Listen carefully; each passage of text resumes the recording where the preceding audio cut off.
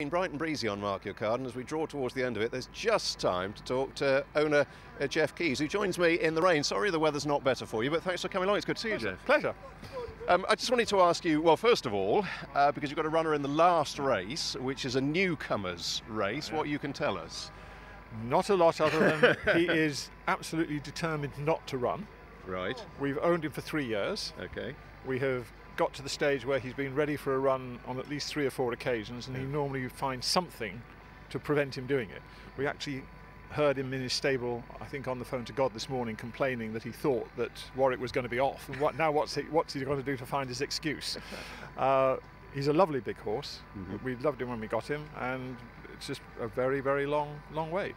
He's presenting, so you can draw conclusions from that, and we just hope he'll run a good race, and we bought him as a chaser. I was going to say, because his pedigree would suggest that in time he's probably going to want fences and maybe a bit further as well. Yes, I mean, one would be very surprised if someone like him can get in the first 6 in a bumper. You normally still got the dream alive. Now, you've had horses for a few years now with Donna. How did you get involved in the first place? It's probably over 25 years we've been Is it really involved. that long? Yes. We started taking the children to Sandown because we live near there. Started to get involved there, joined a racing club, White Horse Racing, was involved with them for 4 or 5 years, then was involved with a golf club called Wisley Golf Club, which I joined, and it was new, and 2 of the principals there were already owners. Gavin McEachran, who owned Young Hustler, Yes. Moorcroft Boys owner, Ken Manley, and they decided we'd have a syndicate. Okay. So 18 of us put some money up, and we got 2 horses, a horse called Wisley Wonder and Man of Wisley, and it started from there, and bit by bit, after another 4 years, we were mad enough to get one of our own. And so we got a horse called Gentle Rivage, who was 3rd in the Sun Alliance, Yes. as it was then called, and took us from there. And I'm afraid now we've got a few more than that, and we've got 3 with Fergal and 1 with Nigel. And we've got one in a field who's got a leg. That goes with the territory, doesn't That's it? right, yeah.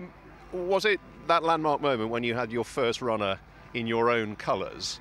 Was that in some ways the most exciting moment?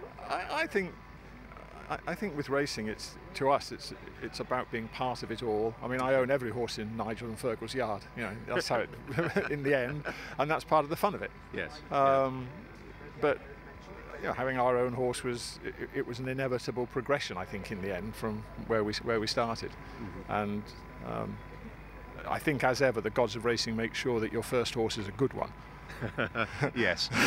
Otherwise, you pack up, I think. It's like most punters, isn't it? Exactly. Their first bet is a winning the first one. And I think as a result of that, the first horse I think for the first 3 or 4 races, we didn't know where to go other than the winners enclosure. I mean, we won, but he was in the first 3 just about every race, this Wisley Wonder.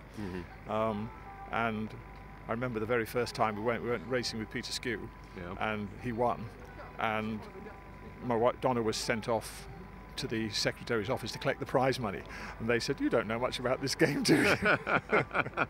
Well, you've learned a fair bit along the way. Yeah. Great to talk to you. Thanks for coming on. Obviously, time is short. We're drawing towards the end of the programme. It's just time to wish you the best of luck in the bumper later on. Thank you very much indeed.